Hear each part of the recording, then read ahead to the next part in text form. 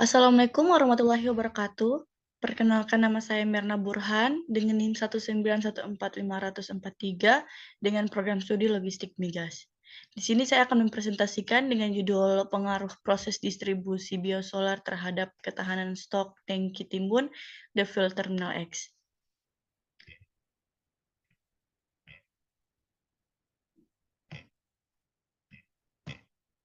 Nah, di mana pada outline itu sendiri yang pertama ada pendahuluan, yang kedua ada metode, dan yang ketiga hasil dan pembahasan, yang terakhir ada kesimpulan.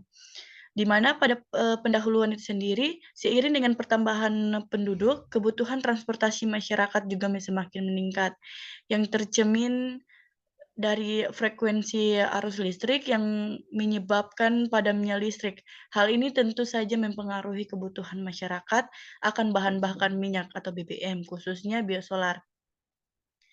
Pada Fuel Terminal X saat ini, jadwal distribusi biosolarnya ke konsumen dilakukan bergantian dikarenakan kapasitas tangki timbun untuk menerima biosolar dari Fuel Terminal Y dan Fuel Terminal Z hanya berkisar di 3.000 KL.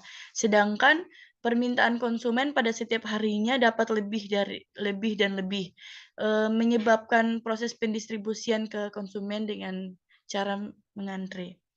Untuk PTX itu sendiri perlu untuk mengkaji kembali mengenai stok dan suplai akan bahan bakar tersebut untuk kedepannya.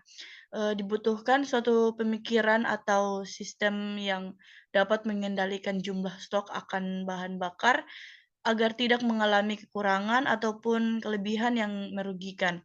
Ini bertujuan untuk menetapkan dan menjamin sumber daya yang tepat dalam kualitas yang tepat serta waktu yang tepat. Dalam sistem itu disebut sebagai forecasting atau peramalan.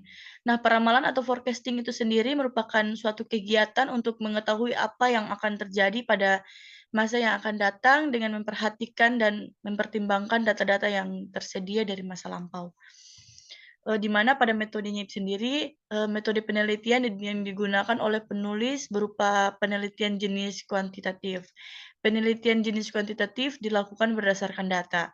Data yang diperoleh penulis untuk dilakukan penelitian ini berupa data throughput penyaluran biosolar tahun 2019 sampai 2021 dan data spesifikasi tangki timbun biosolar pada Fuel Terminal X. Data yang diperoleh berupa data dari perusahaan serta melalui wawancara. Wawancara dilakukan dengan tujuan lebih memahami detail dari pengaruh proses distribusi biosolar terhadap ketahanan stok tangki timbun pada Fuel Terminal X dengan rentan waktu 3 tahun ke belakang serta laju pertumbuhan dari biosolar di Fuel Terminal X tersebut. Di mana hasil dan pembahasan yang pertama kita masuk ke pengujian pola data. Sebelum membuat prediksi atau forecast, terlebih dahulu menguji pola data. Menguji pola data ini bertujuan untuk mengetahui apakah data tersebut stasioner atau tidak, sehingga dapat diketahui metode prediksi mana yang sesuai pola data tersebut. Ketika data menunjukkan tren musiman, tren siklus, data tersebut dapat dikatakan kondisioner, di mana ada dengan ujian dengan 2 uji. Yang pertama ada uji time series plot dan yang kedua ada uji autocorrelation. Gambar bisa kita lihat pada data di atas. Selanjutnya kita masuk ke 2 yaitu analisis perkiraan kebutuhan biosolar. Berdasarkan pengujian pola data dengan uji time series plot dan uji autocorrelation, pada throughput biosolar dapat disimpulkan bahwa data tidak stasioner. Untuk memprediksi data yang tidak stasioner digunakan dengan metode tren kuadrat terkecil yaitu metode linear dan tren eksponensial. Yang ketiga, menentukan metode prediksi. Untuk menentukan metode yang digunakan di Minitab, kita bisa melihat nilai kesalahan error. Nilai kesalahan atau error terkecil digunakan sebagai kriteria untuk membandingkan keakuratan hasil prediksi. Metode kesalahan atau error terkecil yang digunakan adalah MSE atau Mean Squared Error. Dan ada juga MAPE atau Mean Absolute percentage error, dan MAD, mean absolute error. Berikut adalah hasil prediksi tren linear dan tren eksponensial. Bisa kita lihat gambarnya di tren linear dan tren eksponensial. Berdasarkan pengamatan dari dua gambar di atas, terlihat tren throughput biosolar menunjukkan pola peningkatan, sehingga dapat disimpulkan bahwa permintaan produk biosolar diperkirakan akan meningkat dalam 3 tahun ke depan. Untuk menentukan metode peramalan yang benar, hasil nilai error metode tren linear dan tren eksponensial ada di tabel di bawah, yaitu nilai kesalahan error peramalan kebutuhan biosolar. Ada MAP, MAD, dan MSD. Dari hasil tabel di atas, dapat dilihat bahwa tren linear produk biosolar memiliki nilai error MAD dan MSD yang lebih besar dari tren eksponensial, sehingga dapat disimpulkan bahwa metode peramalan biosolar tahun 2022 sampai 2024 merupakan metode tren linear. Berikut perkiraan perjualan biosolar dari tahun 2021 hingga 2024. Hasil prediksi penjualan biosolar tahun 2022 sampai 2024, di mana ada tabel di bawah untuk tahun 2022, 2023, 2024. Dengan total rata-rata dari 3 tahun tersebut adalah 94.097,26 KL. Di mana dari tabel hasil ramalan menurut metode tren eksponensial, terlihat bahwa penjualan BBM biosolar akan terus meningkat dari tahun 2022, yaitu untuk produk biosolar sebesar 23.182 KL menjadi dan untuk tahun 2023 itu sendiri 30.579 KL, dan untuk 2024 menjadi 40.335 KL. Jadi total rata-ratanya dari tahun 2022 hingga 2024 adalah 94.097,26 KL. Di mana kita harus perhitungkan laju pertumbuhan atau disebut juga dengan LP pada produk biosolar. Perhitungan laju pertumbuhan disesuaikan dengan metode yang dipilih untuk memprediksi produk biosolar. Laju pertumbuhan produk biosolar di field terminal X dapat dihitung dengan menggunakan metode tren eksponensial berdasarkan perhitungan Minitab, di mana nilai dari sebagai laju pertumbuhan didapatkan sebagai berikut. Ini adalah tabel untuk menentukan nilai B untuk menghitung laju pertumbuhan. Berdasarkan tabel di atas, dapat dilakukan perhitungan dari nilai B untuk disubstitusikan ke dalam rumus laju pertumbuhan, di mana nilai B didapatkan dari total nilai X dikuadratkan dibagi dengan total nilai dari X logaritma Y, atau nilai throughput-nya. Hasil dari pembagian ini dijadikan eksponensial dari nilai 10 sehingga didapatkan nilai B sebesar 1,02229882116. Perhitungan ini berdasarkan pada pemilihan tren yang dipakai, yaitu tren eksponensial.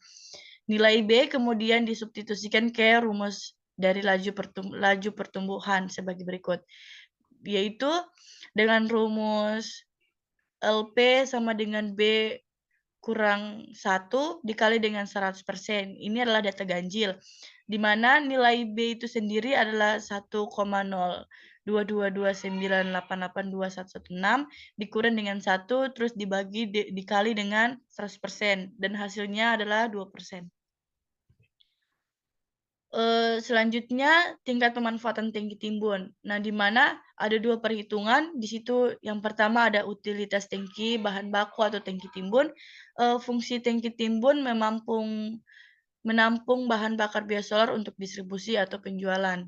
Jenis tangki timbun adalah tangki vertikal. Kebutuhan biosolar 64,395 liter per hari, di mana dijadikan dengan meter kubik dengan 0,64395 per hari. Waktu tinggal dalam tangki bisa disebut dengan H adalah 1 bulan per 30 hari. Shift shift pekerja yaitu 8 jam per hari, overdesign 10% dan DH 1,1. Rumusnya bisa kita lihat dengan sama D sama dengan H, di mana sama dengan 21,65652 meter dan dijadikan 2165,65 dijadikan untuk liter per hari, yaitu 2165 liter per hari. Di mana perhitungan okupansi kebutuhan biaya solar 2022 sampai 2024, tingkat pemanfaatan fasilitas atau okupansi tangki timbun disebut dengan persen, dan P sama dengan tingkat pemanfaatan fasilitas. UT itu sendiri adalah ukuran fasilitas tangki timbun yang tersedia. UP ukuran fasilitas terpakai. Untuk UP di tahun 2023 adalah 30.579 KL. Untuk UP di tahun 2024 sendiri ada 40.335 KL. Di mana persamaannya bisa kita lihat, dan untuk total perhitungan di atas, di mana untuk tahun 2022 itu sendiri ada 7,72%, untuk tahun 2023 10,19%, untuk tahun 2024 ada 13,14%. Tingkat pemanfaatan tangki timbun pada tahun 2024 adalah total penjualan pada tahun 2019 dibagi dengan kapasitas tangki timbun bekas yang baru dikali 100%, dan tingkat pemanfaatan tangki timbun pada tahun 2020 didapat dari total penjualan tahun 2022 dibagi kapasitas tangki timbun yang digunakan baru dikali 100%, sedangkan tingkat pemanfaatan tangki timbun pada tahun 2021 didapat dari total penjualan tahun 2021 dibagi kapasitas tangki timbun yang digunakan baru dikali 100%. Di mana total okupansi 2022 sampai 2024 adalah 31,36%. Terlihat bahwa utilitas kapasitas penyimpanan untuk tahun 2022 hingga 2024 masih rendah, yaitu 31,36%. Hal ini menunjukkan bahwa tangki timbun untuk produk biosolar masih memiliki bahan bakar yang cukup sehingga tidak diperlukan tangki timbun untuk produk biosolar dalam 3 tahun ke depan. Kesimpulan yang saya ambil dari presentasi saya, berdasarkan penelitian yang sudah penulis lakukan, dapat penulis ambil beberapa kesimpulan antara lain sebagai berikut. Yang pertama, dari 2 metode dengan error terkecil yaitu tren eksponensial, maka penulis melakukan peramalan produk. Yang kedua, produk untuk 3 tahun ke depan menggunakan metode tren eksponensial. Dan yang ketiga, berdasarkan hasil peramalan permintaan produk biosolar untuk 2 tahun ke depan. Permintaan produk mengalami peningkatan dengan laju pertumbuhan 3% setiap tahunnya. Dan yang keempat itu dari perhitungan kebutuhan tangki timbun dapat disimpulkan dari hasil perhitungan utilitas untuk tahun 2022 hingga 2023, yaitu 2,165 liter per hari, dan untuk hasil akhir okupansi untuk tahun 2022 hingga 2024 hasilnya adalah 31,36%. Pedoman penulisan jurnal berdasarkan pedoman yang dilakukan oleh pihak kampus Pemakan Migas Cepu tahun 2022. Sekian presentasi saya ucapkan terima kasih.